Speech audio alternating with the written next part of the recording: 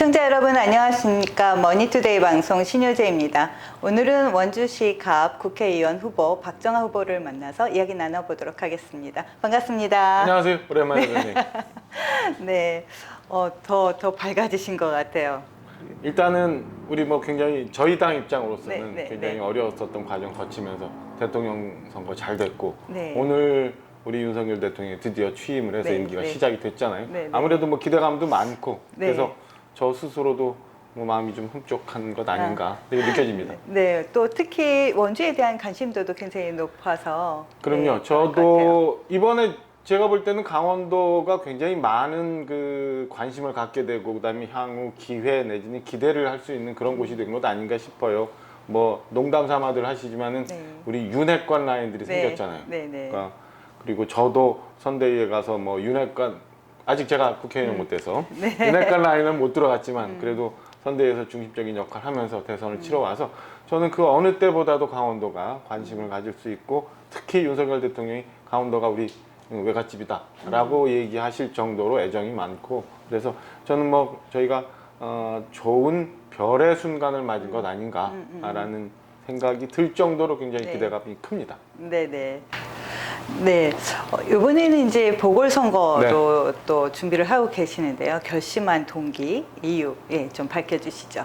일단은 뭐 결심 동기보다는 당황스러움이 먼저 있어요. 네. 사실은 4년마다 국회의원 선거를 해야 되는 게 맞는 거고 지난번 제가 이광재 지금 도지사 나가신다는 후보하고 총선을 했었는데 그때 이광재 후보 분명히 그렇게 약속했거든요. 보궐선거 더 이상 만들지 않겠다. 네. 그리고 원주를 뭐 땀으로 적시겠다. 그래서 땀 또 다시 뭐 차용해서 쓰시던데 그래서 우선은 죄송스럽고 시민들한테 저도 네. 그때 같이 총선했던 네. 사람으로서 죄송스럽고 스스로는 당황스럽고 그다음에 동시 지방선거라는 큰 선거를 앞두고 또 여기에 보궐선거까지 끼워서 네, 국민들한테 여러 가지 선택을 좀 요구해야 되는 이런 상황이 온 게 우선은 죄송스럽습니다.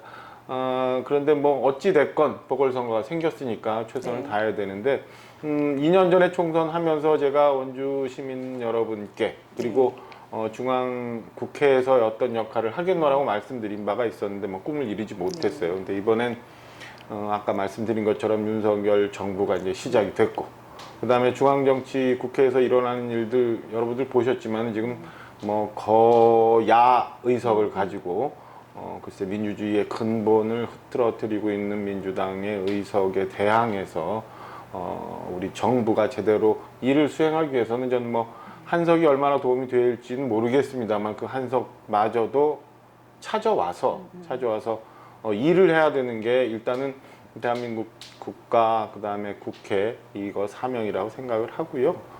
두 번째는 동시선거로 진행이 되다 보니까 우리 강원도지사 선거도 원주시장 선거도 우리는 도의원 시의원 각급 선거가 있잖아요. 이 선거에서 제가 조금이라도 보탬이 됐으면 하는 마음을 갖고 있었는데 기왕에 보궐선거가 생겼으니까 저는 새로운 정부에서 한 팀이 돼서 온전한 라인을 만들어서 강원도 그리고 저희 고장 원주가 제대로 발전할 수 있는 기회를 만들기 위해서 모두 전승할 수 있는데 제가 조금이라도 힘을 보탤 수 있는 기회가 왔다라고 생각을 해서 오히려 뭐 짧은 기간이지만 바짝 챙겨서 시민 여러분께 여러 가지 약속 그다음에 제가 그동안 고민했던 부분들 설명을 드리고요. 지지 호소를 좀 드리려고 하고 있습니다. 네. 조금 아쉽죠. 준비 기간이 조금 더 네, 있었더라면 좀 더 좋지 않았을까라고 생각은 드는데요. 그래도 정치평론가로 또 이름을 알리시면서 방송계에도 많이 활동을 하셨잖아요. 네네. 선거 기간 대선 치르면서. 예.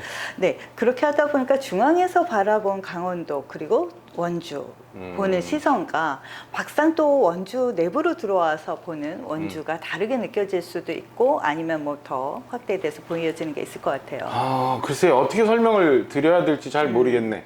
우선은 좀 저희가 뭐 가까이 있으니까 볼펜을 네, 우리가 네. 이거 볼펜은 어쨌든 이게 똑같은 물건이에요. 네. 그런데 이 볼펜이 종이와 같이 쓰이느냐 아니면 이 볼펜이 혼자 있는 거냐라는 차이하고 비슷하지 않을까 싶어요. 네. 저는 원주 내에서 그동안 원주라는 물리적 공간 그리고 이를 구성하고 있는 시민이라는 인적 공간 그리고 인적 구성 그리고 그동안 원주가 축적돼 왔던 뭐 역사와 문화 이런 것들이 있는데 너무 이 안에서만 모든 거를 이해하려고 했고 여기를 벗어나지 않으려고 했던 것 아닌가. 그래서 그저 볼펜으로만 보지 말고 여기에 종이도 갖다 넣자. 네. 그리고 여기에 테이블도 갖다 놓으면 훨씬 쓰임이 많아질 거다라는 것을 저는 시민 여러분께서 좀 느끼셨으면 그래서 지금 우리가 활용할 수 있는 자원이 어떤 것이 있는 건지 네. 그리고 우리가 준비해야 될 건 뭔지 이런 것들을 생각해 주시면서 선거에서 유권자 여러분께서 이제 후보들을 선택하시면 네네. 좋지 않을까. 그러면서 제가 볼 때는 뭐 중앙에서 보는 원주에서 쳐다보는 원주에 대한 거는 그렇게 설명을 드리면 제가 오히려 좀 낫지 않을까 싶은 생각이 얼핏 드네요. 네. 네, 예시를 잘 들어주셔서 아마 유권자들도 이해가 좀 쉽지 않았을까라는 생각이 듭니다. 어쨌든 국회의원은 또 원주의 지방선거와 다르게 또 중앙에서 활동을 하면서 또 바라봐야 되는 시선들과 연계해야 되는 역할들이 굉장히 많기 때문에 그런 개념을 잘 잡고 있나 유권자들이 네, 아마 네. 그런 부분에 대해서 궁금했을 것 같아서 제가 질문을 좀 드려봤고요. 네, 이번에는 지금 현재 상대 후보로 나오신 분은 12년 동안 이 원주 시장으로서 역할을 해오셨던 분이 또 상대 후보로 네. 나오셨어요. 그러다 보니까 원주의 역할에 대해서 또 그동안 해왔던 그런 것들에 대한 성과에 대한 것들도 또 챙겨봐야 되지 않을까 싶은데요. 그럼에도 불구하고 내가 그 후보보다는 이런 거는 조금 더 잘 알고 잘할 수 있어요라는 장점이 있을 수 있고 약점도 있을 것 같아요. 글쎄 개인적인 후보별 비교를 하기는 좀 뭐 그렇지만 나눠서 말씀을 드릴게요. 우선은 원창묵 민주당 후보께서는 말씀하신 것처럼 12년 동안 원주 시정을 이끌어 네. 오셨잖아요. 그리고 원주가 12년보다 지금 훨씬 더 뭐 좋아지고 발전한 거 그리고 그 사이에서 굉장히 노력하신 거 인정하고 있어요. 인정해야 네. 된다고 생각을 하고 다만 이제 시대가 많이 변했잖아요. 네. 그리고 상황도 많이 변했기 때문에 저는 뭐 또 다른 시각으로 원주를 바라볼 수 있는 사람, 그 다음에 기존의 틀에서 벗어나서 또 다른 원주를 생각할 수 있는 그런 사람이 좀 필요하지 않을까라는 생각. 두 번째는 오래 이제 하시다 보니까 이해관계에 얽매이지 않고 정말 합리적이고 이성적인 판단 하에 원주 발전, 그 다음에 대한민국 정치 발전에 대해서 고민할 수 있는 사람. 이런 면에서 좀 판단을 해주시면 저 장단점이 나오지 않을까 싶고, 이 선거가 저는 원창묵 후보님하고 꼭 둘만의 선거라고 생각지 않아요. 아까 말씀드린 것처럼 생각지 않은 기간 동안에 이루어진 보궐선거라 저는 지난 총선이 원래는 마무리됐어야 되는데 마무리되지 않은 거기 때문에 저와 도지사 후보로 나온 이광재 후보와의 연장전의 의미도 있고 그 다음에 지금 뭐 인천 계양을에 갑자기 뭐 민주당의 대선 후보셨던 이재명 상임고문이 출마를 했는데 어쩌면 대선의 연장전일 수도 있고 뭐 그래서 이런 면들을 좀 복합적으로 생각해야 된다고 생각합니다. 그래서 저는 뭐 이번 선거가 꼭 단순히 저와 원창묵 시장님과의 대결이 아니라 여러 가지 복합적인 의미를 갖고 있는 선거다. 그래서 우리 원주 시민 여러분께서도 이런 면까지 다 고민을 해주시는 게 좋겠다라는 바람을 갖고 있습니다. 네, 시선을 좀 확장해 주셨던 것 같습니다. 정권 교체가 지금 이루어지면서 약간 고무된 분위기, 네, 또 약간 좀 활기찬 느낌이 좀 들기도 합니다. 그래도 어쨌든 정권 교체를 이뤄내면서 이렇게 100% 만족스럽지는 않으셨을 것 같기는 해서 뛰는 동안에도 애써야 되는 부분들이 또 보여질 것 같습니다. 어쨌든 그 부분은 또 공약이나 또 선거 전략들이 나와야 될 것 같은데요. 공약 중에서 좀 경제 관련된 거에 대한 설명을 좀 부탁드리겠습니다. 제가 사실은 10여 년 전쯤에 우리 강원도 동계올림픽 평창 동계올림픽을 유치하러 남아공 다반에 있었어요. 현장에 당시에 이제 이명박 대통령, 이건희 회장 등등과 이제 유치 전에 가운데 있었는데요. 평창 동계올림픽이 무사히 마무리되고 난 다음에 사실은 저희 강원도, 뭐 원주 다 포함해서 성장 엔진 내지는 성장 동력을 잃어버린 듯한 그런 느낌을 갖고 있습니다. 그리고 저희 강원도가 그동안 뭐 수자원, 산림, 군사 뭐 이런 이중 삼중의 규제로 인해서 사실은 굉장히 많이 희생을 하면서도 이에 대한 적당한 보상을 받지 못한 상황이 왔었어요. 그래서 작년 초부터 사실은 대통령 선거, 지방선거 준비하면서 제가 강원도 공약을 좀 준비를 했었거든요. 그 첫 번째가 강원경제특별자치도였습니다. 네. 그래서 네.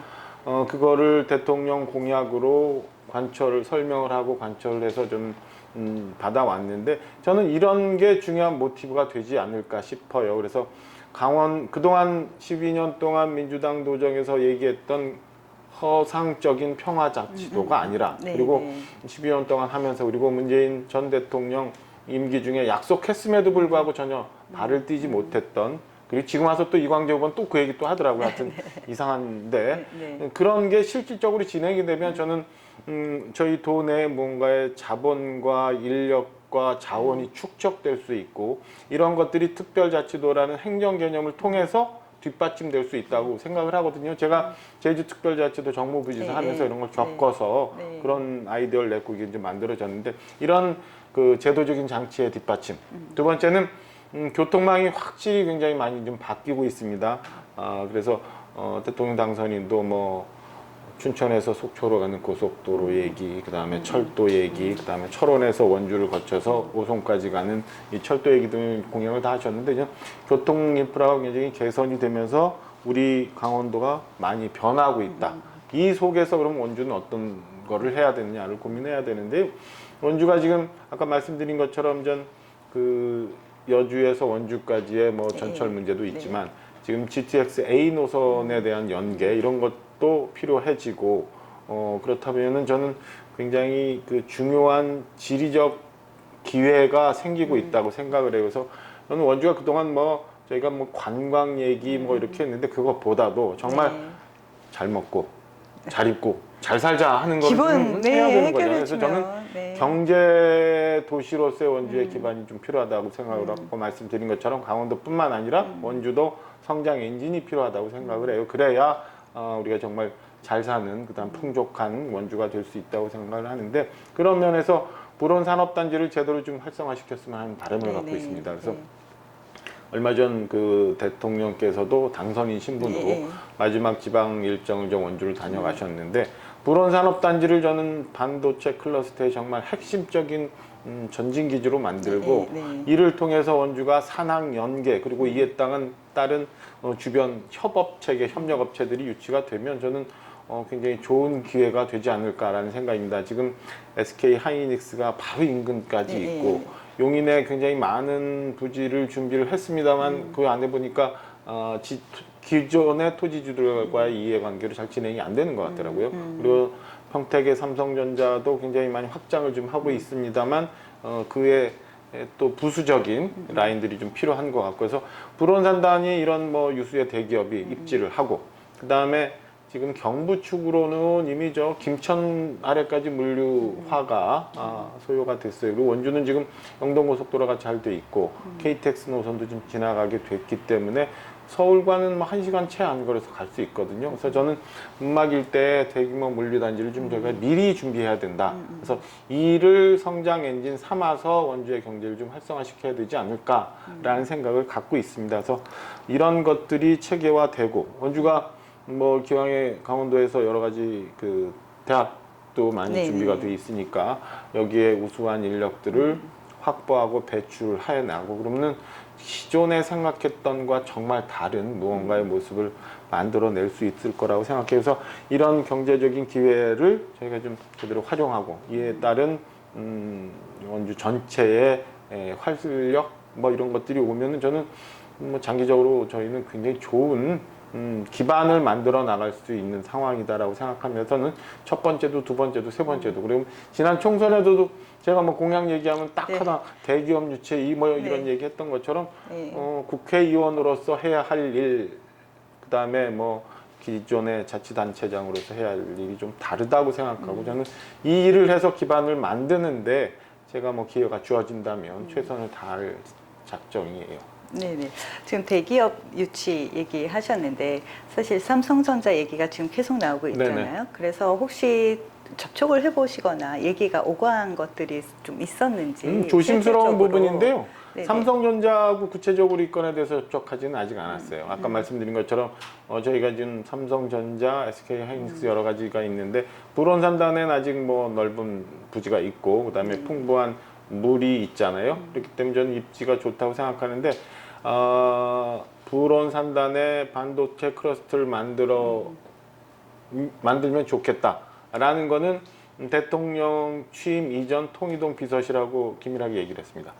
네. 긴밀하게 얘기를 했고 대통령도 이 건에 대해서 약속을 하고 듣고 그게 좋겠다는 말씀이 분명히 있었고요. 그래서 저는 뭐 이게 사실은 무슨 이런 큰 기업이 유치가 되고 기업이 입지를 하게 되면은 조만한 잘못된 정보에 의해서도 굉장히 많은 부작용들이 생길 수 있어요. 그렇죠. 그래서 네. 아직은 구체적으로 어떤 업체와 관계를 맺고 얘기가 된다라는 건 좀 시기상조다. 그리고 이게 어떤 식으로 진행될 거다라는 거에 대해서는 말씀드리기는 좀 이르지만 뭐 대통령께서 분명한 의지를 갖고 계시고 그다음에 제가 제주도에서 같이 모시고 일을 했던 원희룡 국토부 장관이 또 있고 하기 때문에 뭐 저는 국가 중앙정부의 도움을 받아서 얼마든지 진행될 수 있는 부분이다라고 생각을 합니다. 네, 좀 전에 이제 산학연 얘기도 네네. 하셨는데요. 사실 강원도에서 기업하시는 분들의 많은 애로점 중에 하나가 규제와 사람 구하는 인력 부족이라고요. 인력 인력 부족을 부족이 제일 제일 어려워하시는 네네네. 하소연들을 하세요. 그런데 사실 여기 대학교가 강원도에 많잖아요. 많은데도 불구하고 구하기가 어렵다라는 거는 미스매칭이 계속되는 맞아요. 반복적인 실수들이 있기 때문이 아닌가라는 생각이 많이 드는데요. 이 틀 내에서만 생각해서는 안 된다고 봅니다. 저는 이건 뭐 교육부하고도 굉장히 네네. 긴밀하게 협조가 돼야 되는데 기존에 있는 우리 기왕의 대학들의 뭐 그러니까 그 관련 학과에 대한 그 충원 네네. 그리고 이에 따라서 이 우수 인력을 확보하고 이 우수 인력들이 잘 만들어져서 배출될 수 있는 과정 그리고 기업이 유치가 되면 이 기업과 이 학교가 산학 연계해서 정말 시너지가 날 수 있는 그런 방법을 하나 챙겨야 된다고. 그래서 고급 인력들이 많이 배출이 돼야 된다고 생각을 하고 저는 뭐 그렇게 해서 뭔가의 시스템이 만들어진다면 저는 원주에서 나와서 원주에서 학교를 다녔던 아이들이 충분히 많은 기회를 잡을 수 있다고 생각해요. 제가 제주도 있을 때 싱가포르에 있는 호텔과 연계를 해서 그 호텔이 체인을 제주도에 놨거든요. 제주도에 있는 학생들을 연수를 보냈어요. 방학 때.